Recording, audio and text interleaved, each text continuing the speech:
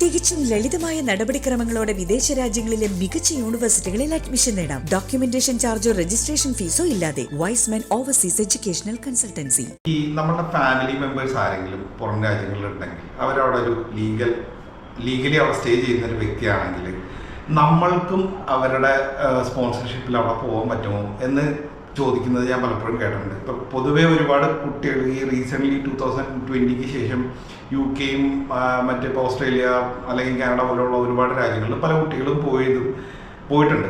അപ്പം അവരവിടെ വർക്ക് വിസയായി. അപ്പോൾ അവർക്ക് എന്നെ സ്പോൺസർ ചെയ്ത് കൊണ്ടുപോകാൻ പറ്റുമോ എന്ന് ഇവരുടെ റിലേറ്റീവ്സും ഒക്കെ ചോദിച്ചിട്ട് നമുക്ക് എൻക്വയറീസ് എൻ്റെ അടുത്ത് വന്നിരുന്നു. അപ്പം അതിനെ ബേസ് ചെയ്തിട്ടാണ് ഇന്നത്തെ ഈ വീഡിയോ. ബേസിക്കലി ഇങ്ങനൊരു ഓപ്ഷൻ ഉണ്ട് ഇപ്പോഴും, പക്ഷെ അത് മറ്റുള്ള രാജ്യങ്ങളല്ല, അത് നമ്മുടെ US-ലാണ് ഇപ്പോഴും ആ ഒരു ഓപ്ഷൻ നിലനിൽക്കുന്നത്. US-ൽ ഇപ്പം അവിടെയുള്ള ഒരു വ്യക്തിക്ക് നമ്മളുടെ സെയിം ഫാമിലി മെമ്പർ ആരെങ്കിലും ഒരാളെ ഇപ്പോഴും ഇൻവൈറ്റ് ചെയ്യാനുള്ള ഓപ്ഷൻ US-ൽ ഇപ്പോഴും ഉണ്ട്. ഇത് പണ്ട് UK-ൽ ഉണ്ടായിരുന്നു എന്ന് ഞാൻ പറഞ്ഞ് കേട്ടിട്ടുണ്ട്. ഞാൻ അവിടെ വെച്ച് ഒരു ഗ്രനേഡക്കാരിയായ ഒരു ഇന്ത്യൻ ഒറിജിനെ ഞാനൊരു ദിവസം പരിചയപ്പെട്ടപ്പം ആളെന്നോട് സംസാരിച്ചതാണ്. ആളുടെ ആൻറ്റി അവിടെ ഉണ്ടായിരുന്നു. അപ്പോൾ ആൻറ്റി ഇൻവൈറ്റ് ചെയ്ത്, ആൾ ചെറുതായിരുന്നു, അപ്പോൾ ആഫ്റ്റർ 18 ആളെ ഇൻവൈറ്റ് ചെയ്ത് ആ രാജ്യത്തോട്ട് കൊണ്ടുവന്നതാണെന്നും അത് ഒരു 80s ശേഷം അങ്ങനെ ഒരു ഓപ്ഷൻ ഒഴിവാക്കി എന്നും പറഞ്ഞ് ഞാൻ കേട്ടിട്ടുണ്ട്. പക്ഷേ ഈ ഓപ്ഷൻ ഇപ്പോഴും US-ൽ മാത്രമേ അവൈലബിൾ ആയിട്ടുള്ളൂ എന്നാണ് എൻ്റെ അറിവ്.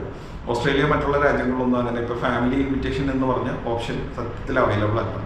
ഇപ്പോൾ ഒരു വ്യക്തി ഒരു സ്റ്റുഡൻ്റ് അവിടെ ഉണ്ടെങ്കിൽ അയാൾക്ക്, അല്ലെങ്കിൽ അയാൾ സ്റ്റഡി വിസയ്ക്ക് ശേഷം സ്റ്റുഡൻ്റ് ആയിരിക്കുമ്പോഴും സ്റ്റുഡൻറ്റ് വിസയ്ക്ക് ശേഷം ഒരു വർക്ക് വിസയിലോട്ട് മാറുന്ന സമയത്താണെങ്കിലും ഇവരുടെ പേരിൽ ഇവരൊരു വീട് മോർഗേജിന് എടുക്കുകയോ അല്ലെങ്കിൽ സ്വന്തമായിട്ട് എടുക്കുകയോ ചെയ്തിട്ടുണ്ടെങ്കിൽ അയാൾക്ക് അയാളുടെ ഫാമിലി മെമ്പേഴ്സിന്, ഇനിയിപ്പോൾ അയാൾക്ക് വൈഫ് ഉണ്ടെങ്കിൽ അയാളുടെ വൈഫിൻ്റെ ഫാമിലി മെമ്പേഴ്സിനും ഇൻവൈറ്റ് ചെയ്തിട്ട് ഇവർക്ക് അവിടെ കൊണ്ടുവരാനുള്ള ഒരു ഓപ്ഷൻ ഉണ്ട്. പക്ഷേ അത് ലോങ് സ്റ്റേ അല്ല, ജസ്റ്റ് ഒരു വിസിറ്റിംഗ് വിസ പോലെയാണ്.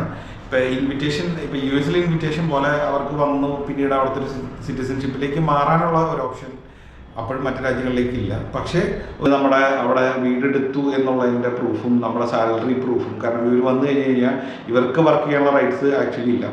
അപ്പോൾ അങ്ങനെ വരുന്ന സമയത്ത് ഇവർക്ക് അവിടെ ഇവരുടെ സർവൈവലിന് നമുക്ക് ഉള്ള ഇൻകം കൂടെ നമുക്ക് ഉണ്ട് എന്ന് പ്രൂവ് ചെയ്യാനുള്ള സ്റ്റേറ്റ്മെൻറ്റും കാര്യങ്ങളെല്ലാം, പിന്നെ അവർ അത്യാവശ്യം നാട്ടിൽ സെറ്റിലാണ് എന്നുള്ളതിനുള്ള ബാങ്ക് സ്റ്റേറ്റ്മെൻറ്റും കാര്യങ്ങളെല്ലാം അടക്കം നമുക്ക് കൊടുത്താൽ നമുക്ക് ഫാമിലി മെമ്പേഴ്സിനെ കൊണ്ടുവരാൻ പറ്റും. പക്ഷേ അത് ഫാമിലിയിൽപ്പെട്ട ആരെയും കൊണ്ടുവരാമെന്നല്ല, പക്ഷേ നമ്മുടെ ഫാമിലിയിലുള്ള മെമ്പേഴ്സിനെ നമുക്ക് കൊണ്ടുവരാനുള്ള ഓപ്ഷൻ ഇപ്പോഴും ഉണ്ട്.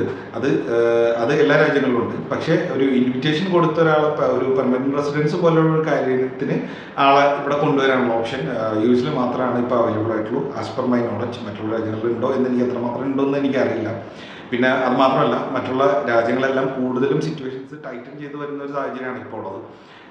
അപ്പോൾ അതുകൊണ്ട് തന്നെ കൂടുതൽ ഇമിഗ്രൻസിനെ കൊണ്ടുവരുന്ന കാര്യം കുറയ്ക്കാനായിട്ടുള്ള ശ്രമങ്ങളാണ് നടന്നത്. കൂടുതൽ ഇമിഗ്രൻസിനെ കൊണ്ടുവരാനില്ല, ഇമിഗ്രൻസിൻ്റെ വരവ് കുറയ്ക്കാനുള്ള ശ്രമങ്ങളാണ് എല്ലാ രാജ്യങ്ങളും ചെയ്തുകൊണ്ടിരിക്കുന്നത്.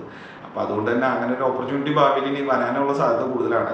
ഇനി ഞാൻ മെയിനായിട്ട് ചെയ്യാൻ കാരണം എന്താണെന്ന് വെച്ച് കഴിഞ്ഞാൽ പല പിള്ളേരും ഇപ്പോൾ അവിടെ പോയി പല രാജ്യങ്ങളിലും പോയി പഠിത്തം കഴിഞ്ഞ് ജസ്റ്റ് ഒരു വർക്ക് വിസയിലൊക്കെ കയറിയിട്ടുണ്ടാവുള്ളൂ. അപ്പോൾ ഇങ്ങനെ ഒരു ആവശ്യം പറഞ്ഞ് ചിലപ്പോൾ ഈ സ്റ്റുഡൻസിനെ പലരും ബുദ്ധിമുട്ടിക്കേണ്ട ഇങ്ങനെ ഒരു പോസിബിലിറ്റി എനിക്ക് ഇന്ന ആൾ വഴി ചെയ്യാൻ പറ്റുമോ എന്നൊക്കെ ചോദിച്ചിട്ട് കോൾസ് വന്നതുകൊണ്ട് മാത്രം ഞാൻ പറഞ്ഞതാണ്. അത് അവർക്കൊരു അവരവിടെ ചെന്ന് അവരെടുക്കുന്ന സ്ട്രഗിൾ എന്താണെന്ന് നിങ്ങൾക്ക് അറിയാൻ പാടാത്തതുകൊണ്ടാണ്.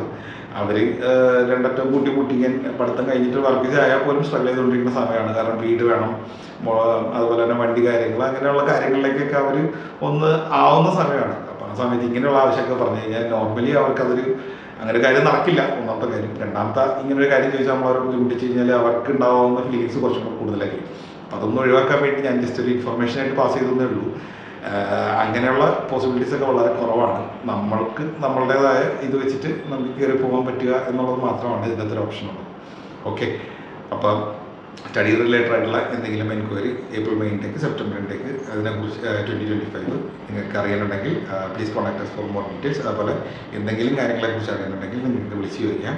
So thanks for watching. അതുപോലെ കൺസിഡറിങ് ലൈക്കിങ് ദി ചാനൽ, അതുപോലെ സബ്സ്ക്രൈബ് ചെയ്യുക. വീഡിയോസ് ഇഷ്ടപ്പെടുന്നെങ്കിൽ ആരെങ്കിലും നിങ്ങളുടെ ഫ്രണ്ട്സിലേക്ക് ഗ്രൂപ്പിലേക്കൊക്കെ ഒന്ന് എത്തിക്കുക. ഓക്കെ, അപ്പം മറ്റൊരു വീഡിയോ ആയിട്ട് വീണ്ടും കാണാം. Thanks for watching.